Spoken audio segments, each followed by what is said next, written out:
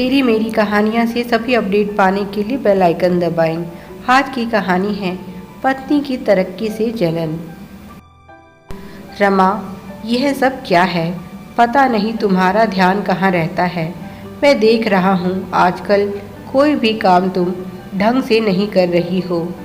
यह सुबह सुबह अजय रमा पर बरस रहा था। कुछ दिनों से तो यह उसकी रोज़ की आदत सी हो गई है। कोई ना कोई बहाना बनाकर रमा से लड़ाई करता रहता है। उसे अपना रुमाल नहीं मिल रहा था, इसीलिए वह रमा को डांट रहा था। रमा कुशल गृहिणी है और अपने घर को बहुत ही साफ सुथरा और सुंदर रखती है। हर चीज़ करीने से सजी हुई। पर उसके पति अजय की कमाई बहुत कम थी, जिससे घर बहुत मुश्किल से चलता था और अब बच्चे भी बड़े हो रहे थे। इसीलिए उसने सोचा क्यों ना वह भी कुछ काम करे। उसे सिलाई कढ़ाई का बहुत शौक था, इसीलिए उसने अपने इस शौक को अपनी कमाई का जरिया बनाने की सोची। उसे 3 साल हो गए हैं यह काम करते हुए। धीरे धीरे अब उसका काम बढ़ गया है और उसने अपनी एक दुकान ली है। अब उसके पास एक कारीगर भी है, पर धीरे धीरे उसका काम और भी ज़्यादा बढ़ रहा है और अब वह अच्छे पैसे कमाने लगी है। और यही है अजय की तकलीफ़ की असली वजह। यह काम शुरू करने से पहले रमा ने अजय की सहमति मांगी थी। अजय ने सोचा रमा को कहाँ दुनियादारी की समझ है, क्यों उसका मन दुखाया। अपने आप ही जब काम नहीं चलेगा तो वह चुप होकर बैठ जाएगी। पर उसकी सोच गलत निकली। रमा बहुत ही परिश्रमी थी और इसीलिए उसका काम चल निकला। पर अब अजय को इसी बात से तकलीफ़ होने लगी है कि रमा उससे ज़्यादा पैसे कमाने लगी है। यह उसके अहंकार पर चोट है। अजय उन पुरुषों में से है जो औरत को पैर की जूती समझते हैं। उसने अपनी पत्नी को कभी भी उचित प्यार और सम्मान नहीं दिया। इसीलिए अब जब वह कमा रही है तो उसे तकलीफ़ हो रही है। उसने तो रमा को इजाज़त सिर्फ इसीलिए दी थी ताकि बाद में वह रमा का मजाक बना सके, पर अब तो बात उसी पर भारी पड़ गई है। जब से रमा कमाने लगी है उसे लग रहा है जैसे उसका महत्व घर में कम हो गया है। पहले जहां सबको उसकी तनख्वाह आने का इंतज़ार रहता था, अब सब रमा से ही पैसे मांग लेते हैं और वह खुशी खुशी दे भी देती है। दोनों बच्चों की पढ़ाई, सास ससुर की दवाई, घर का सामान और किराया आदि सभी कुछ वही कर देती है। इन खर्चों के साथ साथ उसे दुकान का किराया और कारीगर की तनख्वाह भी देनी होती है। साथ ही साथ दुकान का सामान भी लाना होता है। पर अब उसकी कमाई अच्छी होने लगी है। खुद रमा को भी विश्वास नहीं था कि वह इतने कम समय में इतनी प्रसिद्धि पा लेगी।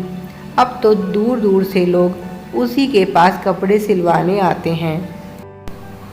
इसका कारण है, एक तो वह सिलाई के दाम कम लेती है, ऊपर से उसके सिले हुए कपड़े में कोई नुक्स नहीं निकाल सकता। उसकी सिलाई एकदम परफेक्ट होती है। इसीलिए जो भी उससे एक बार कपड़ा सिलवा लेता है वह दोबारा फिर उसी के पास लौटकर ज़रूर आता है।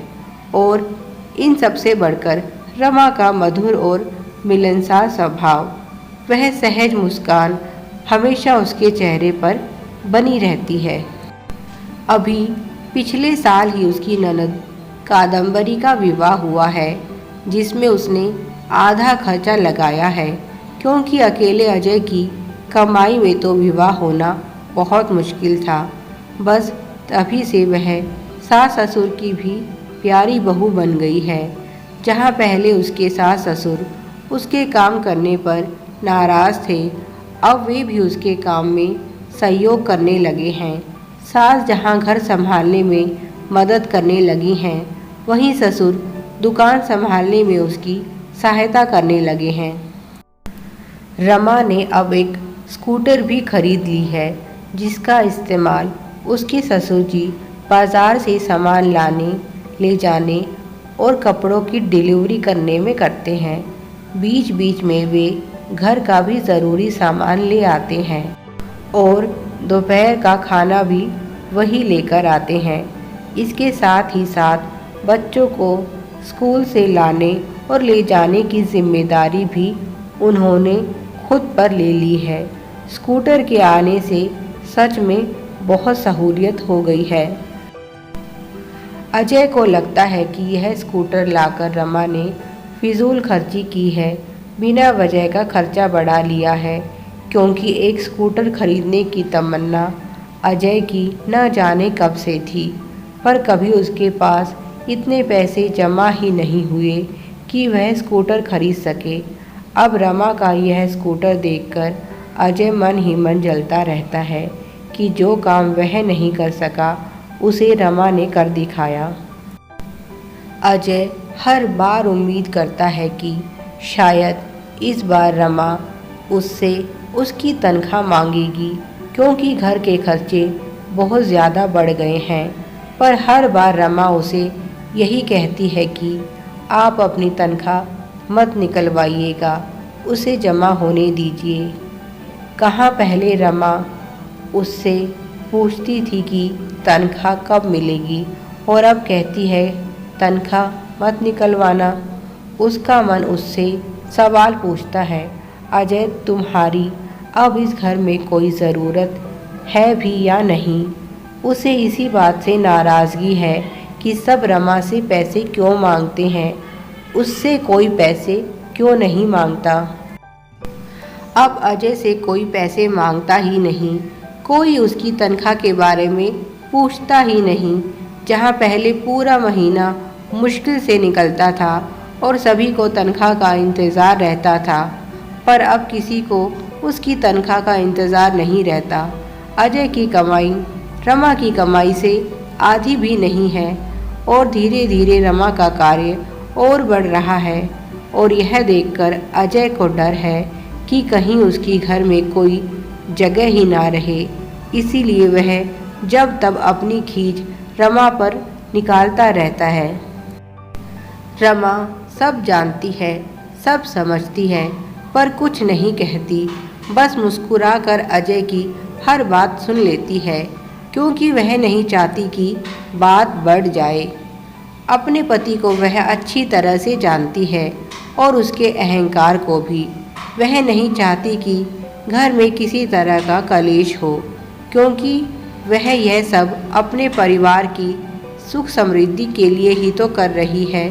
अपने पति की सहायता करने और उसके ऊपर जो बोझ था उसे कम करने के लिए ही तो उसने यह काम शुरू किया है। रमा उस समय को भूली नहीं है जब उसे एक एक पैसे को बहुत ही ज़्यादा सोच समझकर खर्च करना पड़ता था। हर बार वह सोचती थी कि इस बार कुछ ना कुछ बचत ज़रूर करेगी, पर हर बार उसके हाथ कुछ नहीं आता था। तनख्वाह के आने से पहले ही खर्चे आ जाते थे। उसे तो याद भी नहीं कि उसे नए कपड़े सिलवाए हुए कितना समय हो गया था, पर इसमें अजय का भी कोई दोष नहीं था। वह तो जी तोड़ मेहनत करता था, पर उसकी छोटी सी तनख्वाह और यह बढ़ती हुई महंगाई। उसे सिलाई का काम शुरू करने का सुझाव रमा की माँ ने ही दिया था, क्योंकि रमा चाहे अपने मुंह से कुछ ना कहती हो, पर माँ उसके दिल की हर तकलीफ समझ जाती थी। उन्हें पता था रमा के हाथ में हुनर है, और अगर वह इसका इस्तेमाल करेगी तो अपने परिवार के भरण पोषण में कुछ तो सहयोग कर ही सकेगी। उस समय तो उन्हें भी नहीं पता था कि रमा का काम इतना ज़्यादा चल निकलेगा। Please like, share and subscribe. Thanks for watching.